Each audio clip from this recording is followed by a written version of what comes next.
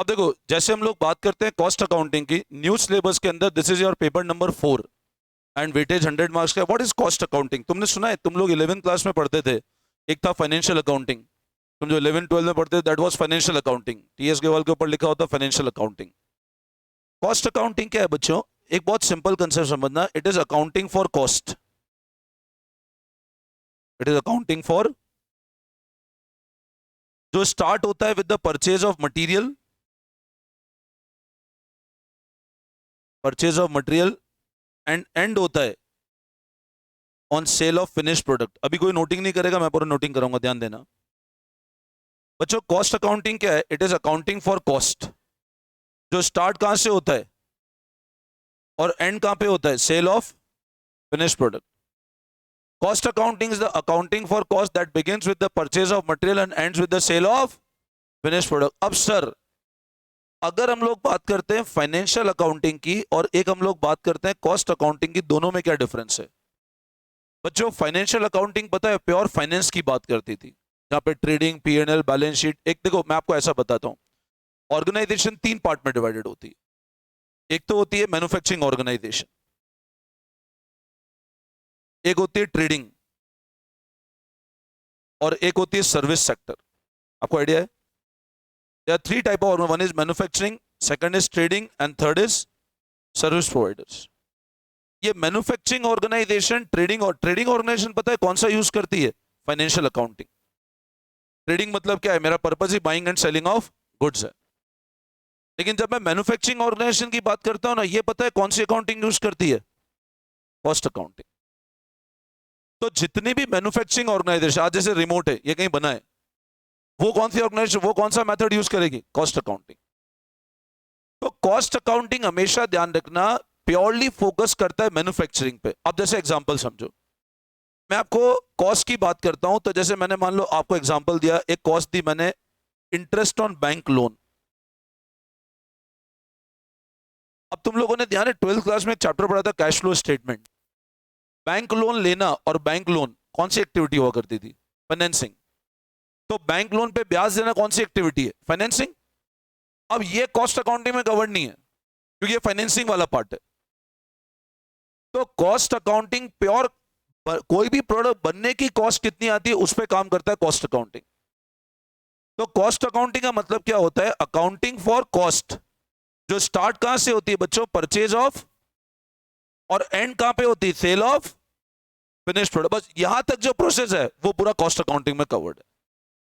आई बात समझ में? तो लिखो आप लोग जो कॉस्ट अकाउंटिंग मीनिंग, देखना, प्रॉपर कॉपी मेंटेन करना है ना। देखो, it means accounting for cost, it means accounting for cost that begins with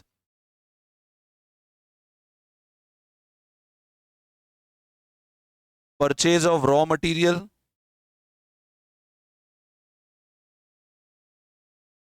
and ends with sale of finished product। Cost accounting का मतलब क्या होता है बच्चों? अकाउंटिंग फॉर कॉस्ट, जो स्टार्ट होती है रॉ मटेरियल की खरीदारी से और खत्म कहां पे होती है? फिनिश प्रोडक्ट के बिकने पे। अब देखो नेक्स्ट लाइन में, क्लासिफिकेशन ऑफ कॉस्ट।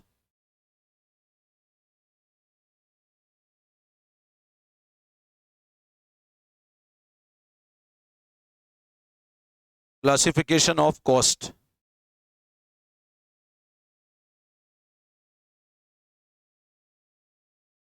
अब ये जो कॉस्ट है ना, ये 3 पार्ट में डिवाइडेड है। देखो, फर्स्ट मटेरियल, लेबर, ओवरहेड्स। ये 3 मेजर ब्रेकअप है कॉस्ट के। 3 कौन कौन से पार्ट हो गए? मटेरियल, लेबर एंड, अब ये जो मटेरियल है ये वापस 2 पार्ट में डिवाइडेड है, डायरेक्ट और indirect. Direct and indirect, all indirect cost other than, सारी indirect cost direct material direct labour के अलावा,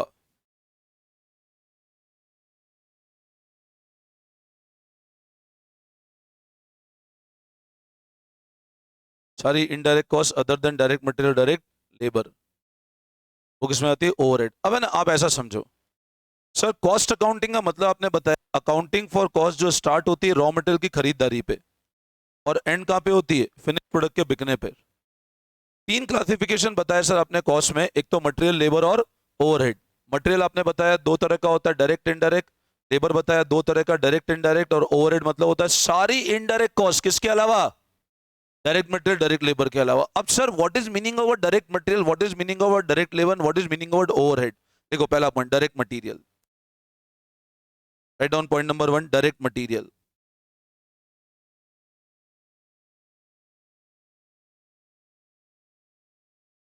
देखो दैट मटेरियल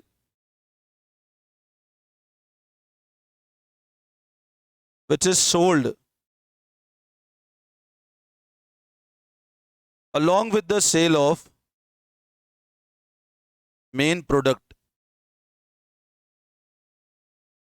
जो मटेरियल मेन प्रोडक्ट के बिकने के साथ खुद भी चला जाए, ऐसा मटेरियल जो मेन प्रोडक्ट के बिकने के साथ साथ खुद भी बिक जाए, ध्यान समझना, ऐसा मटेरियल जो मेन प्रोडक्ट के बिकने के साथ साथ वो कहलाता है डायरेक्ट मटेरियल। लिखो फॉर एग्जांपल, लिखना इसमें एक और लिखना, it is a part of prime cost. Prime मतलब main cost, it is a part of prime cost, prime मतलब मेन कॉस्ट। फॉर एग्जांपल, अब ऐसा कौन सा मटेरियल है जो डायरेक्ट मटेरियल, डायरेक्ट मटेरियल जो मेन प्रोडक्ट बिकने के बाद खुद भी बिक जाता है? किताबों में पेपर, आइसक्रीम में दूध, ठीक है ना, मिठाई खरीदी शक्कर, ये सब डायरेक्ट मटेरियल है। मेन प्रोडक्ट के बिकने के साथ अगर मटेरियल खुद बिक जाए तो कहलाता है डायरेक्ट मटेरियल। एग्जांपल क्या बताया मैंने? लिखो for example, paper in books,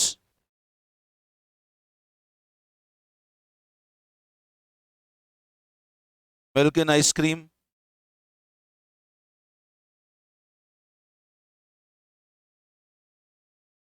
sugar in sweet,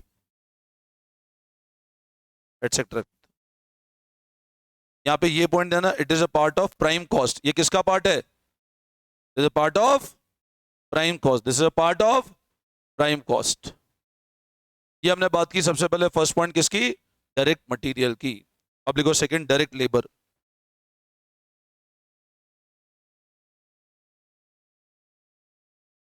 देखो आप, that labour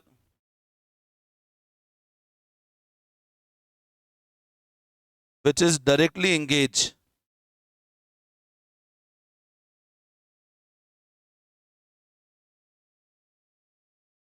in manufacture of product, वो लेबर जो प्रोडक्ट बनाने में डायरेक्टली एंगेज है,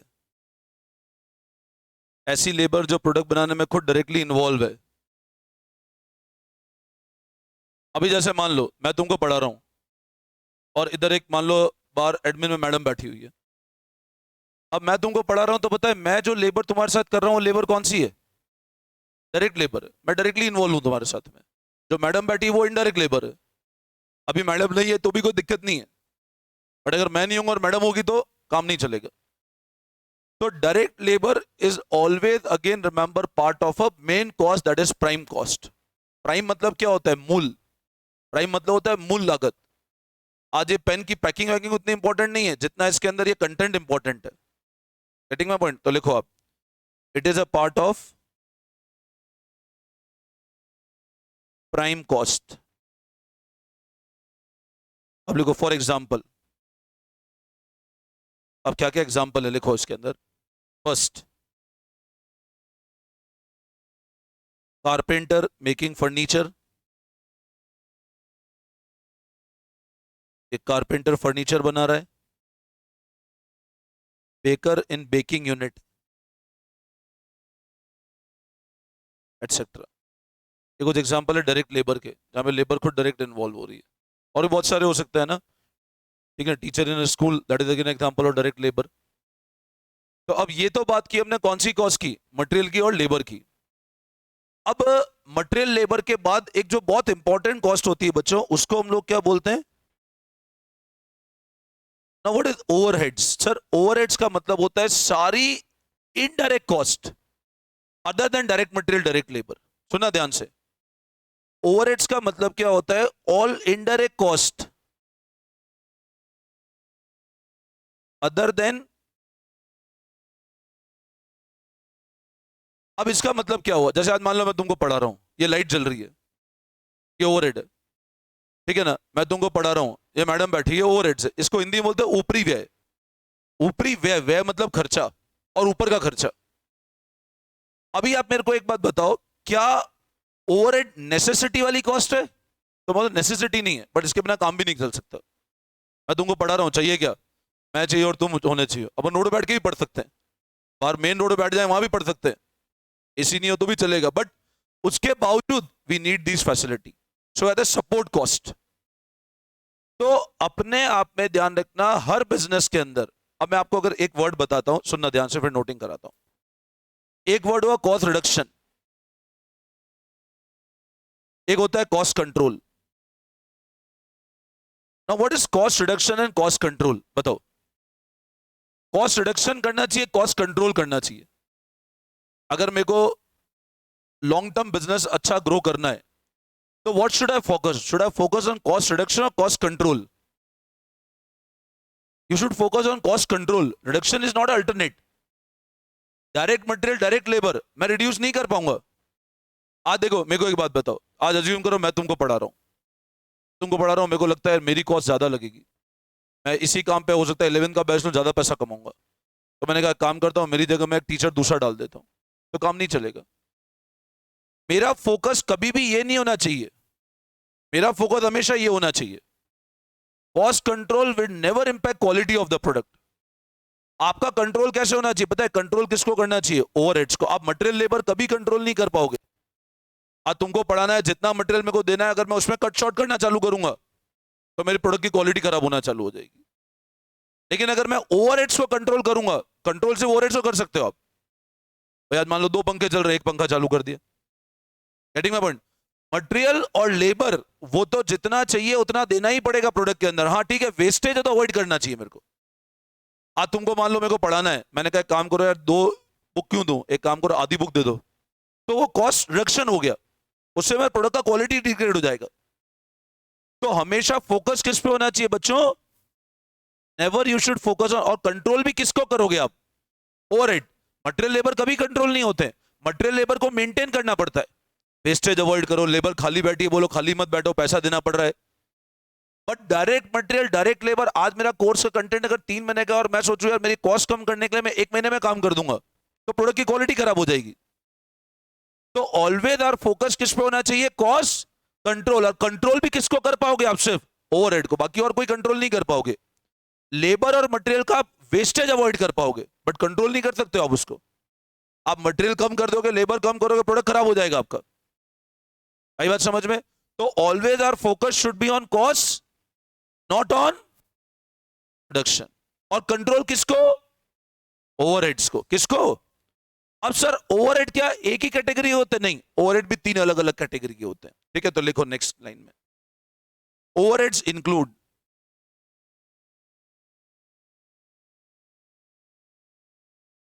point number 1, production oblique manufacturing oblique work overhead. Point number 2,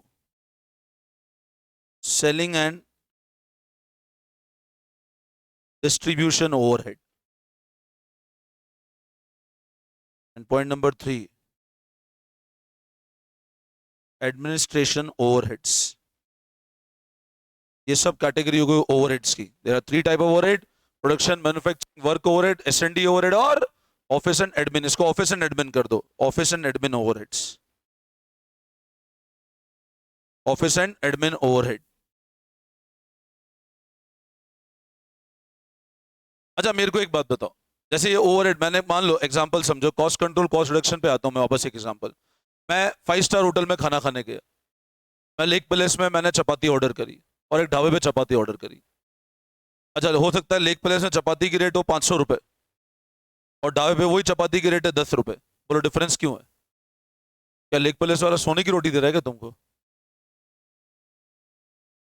क्या सर हो सकता है ढाबे वाले की और अच्छे, वो भी तो वही आदमी लेके आ रहा है, वही आदमी लेकर आ रहा है। अच्छा मटेरियल लेबर तो दोनों में सेम है भाई, मटेरियल भी गेहूं के बना रहा रोटी, लेग पीस गेहूं की बनाएगा, वो भी उस गैस पे बनाएगा, ये भी गैस पे बनाएगा, बट डिफरेंस किसका? ओवरहेड्स का। तुम लेग पीस बैठ के खा रहे हो, एसी में बैठ के खा रहे हो, एम्बियंस देख रहे हो, वो ओवरहेड्स ही तो है भैया। वहां 500 रोटी क्यों? ओवरहेड्स। मटेरियल लेबर में कोई चेंज नहीं है। क्या चेंज है मटेरियल लेबर के अंदर? मटेरियल लेबर तो जितना ढाबे की चपाती पे लग रहा है और हो सकता है वो चपाती ज्यादा अच्छी लगे तुमको, बट इधर कॉस्ट ज्यादा क्यों? क्योंकि इसका क्या ज्यादा है। तो हर बिजनेस के लिए पता है मटेरियल लेबर, आज मेरे बिजनेस के लिए क्या चैलेंज है कॉस्ट का? मटेरियल लेबर तो कोई कॉस्ट चैलेंज ही नहीं है, जो टीचर पढ़ाएंगे उसकी फीस तुम्हारी पैसे से निकलेगा। बट मेरे लिए चैलेंज क्या है? ओवरहेड, रेंट मेरे लिए बड़ा चैलेंज है, रेंट निकालना। लाइट बिल वो एक चैलेंज है। एडमिन स्टाफ की कॉस्ट, उसके लिए तुम दोनों पैसा दोगे। आज जो मेरा कॉस्ट है फीस, उसके अंदर मेरे को ओवरहेड भी जोड़ना पड़ता है। तो हमेशा ध्यान रखना जब भी प्रोडक्ट की कॉस्ट निकलती है, वो कॉस्ट क्या होती है? डायरेक्ट मटेरियल और प्लस उसके ऊपर मेरे को क्या चाहिए, तो ये क्या बन जाएगी मेरी? यहां तक तीनों बने कॉस्ट और साथ में जुड़ा प्रॉफिट, तो क्या बन गया? और कॉस्ट हमको ये सिखाएगा कि सेलिंग प्राइस कहां तक कैसे निकालना है प्रोडक्ट का। बोलो आई बात समझ में? Any doubt? अब कोर्स कंटेंट क्या है, ये तो मैंने एक बेसिक बताया। अब पूरा कोर्स कंटेंट ले क्या क्या चैप्टर्स है, तो लिखो तुम लोग next course content.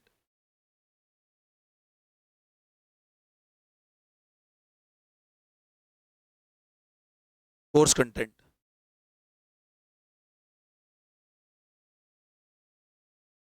First introduction to costing,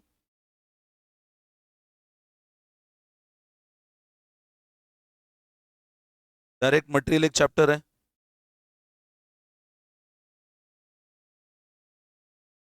direct labour एक चैप्टर है, ओवरहेड्स एक चैप्टर है, एबीसी कॉस्टिंग एक चैप्टर है,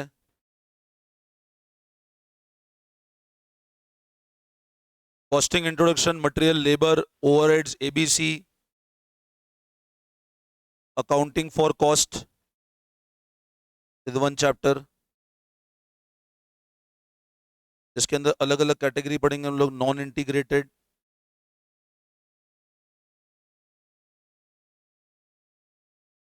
integrated and reconciliation,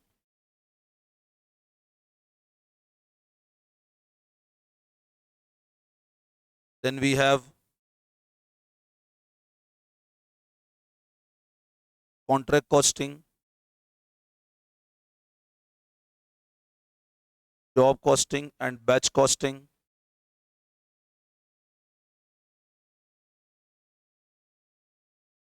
contract costing, job costing, batch costing, service costing,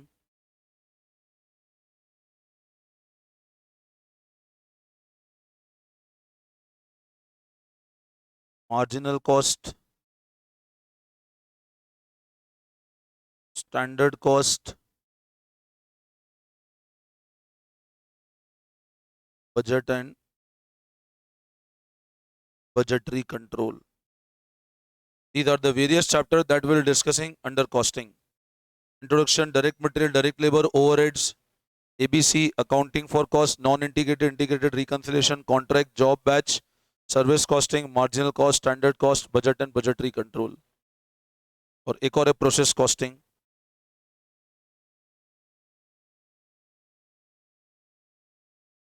then we are joint and by product. ठीक है, ये सारे एक ओवरऑल बेसिक चैप्टर्स हैं जो हम लोग कॉस्टिंग के अंदर कवर करने वाले हैं।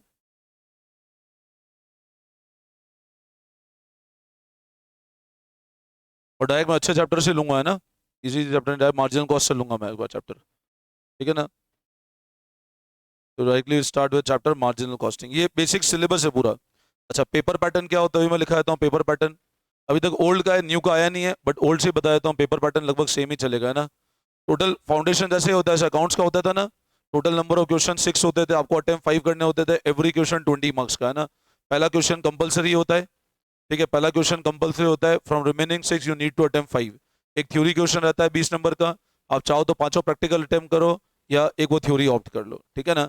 तो फर्स्ट क्वेश्चन कंपलसरी है, उसके अंदर पार्ट होते हैं, 5 मार्क्स के 4 पार्ट हो गए, बाकी फिर 10-10 नंबर, 12 8 नंबर, 15 5 नंबर, ऐसे ब्रेकअप चलता है। चलिए 10-10 नंबर के आते हैं क्वेश्चन क्वेश्चन, है ना। तो टोटल नंबर ऑफ क्वेश्चन 6 होंगे। पहला क्वेश्चन कंपलसरी होगा, जो पहला क्वेश्चन उसमें कितने पार्ट होते हैं, 4 पार्ट होते हैं, 5-5 नंबर के, ठीक है। बाकी जो 5 क्वेश्चन है उसमें हर क्वेश्चन में 2 पार्ट होते हैं जनरली, और कितने कितने नंबर के होते हैं, 10-10 नंबर का। 20 मार्क्स का एक भी क्वेश्चन डायरेक्टली अभी तक कॉस्टिंग में नहीं आया कि पूरा 20 नंबर का एक ही क्वेश्चन हो, वो अकाउंट्स के अंदर आता है, ठीक है ना। तो यहाँ पे जनरली 10-10 नंबर के क्वेश्चन के पार्ट आते हैं। एमसीक्यू अब जो वो आएगा पैटर्न, अब देखते हैं क्या पैटर्न आएगा। न्यू सिलेबस का पेपर पैटर्न बताया नहीं इंस्टीट्यूट ने क्या आएगा, तो अब जो आएगा वो एमसीक्यू से चेंज हो जाएगा, ठीक है ना। तो अभी वो पेपर पैटर्न कैसा आएगा वो पता नहीं है अभी, ये ओल्ड सिलेबस से पेपर पैटर्न है एक बार, ठीक है ना। बोलो यहाँ तक कोई दिक्कत। ठीक है, एक बहुत बेसिक कंसेप्ट बताया। तो कॉस्ट अकाउंटिंग का मतलब क्या, अकाउंटिंग फॉर कॉस्ट। तो स्टार्ट कहाँ से होता है बोलो, परचेज रॉ मटेरियल, एंड कहाँ पे होता है, सेल ऑफ फिनिश प्रोडक्ट। कितने कंपोनेंट है कॉस्ट के, 3, मटेरियल लेबर और ओवरहेड। मटेरियल कितने तरह का, 2, डायरेक्ट और इनडायरेक्ट। लेबर कितने तरह की, 2, डायरेक्ट इनडायरेक्ट। ओवरहेड मतलब सारी indirect cost other than direct material और डायरेक्ट लेबर। बोलो यहाँ तक कोई दिक्कत, ठीक है। Now we start with first chapter of cost accounting, that is marginal cost. लगाएंगे हेडिंग मार्जिनल कॉस्ट।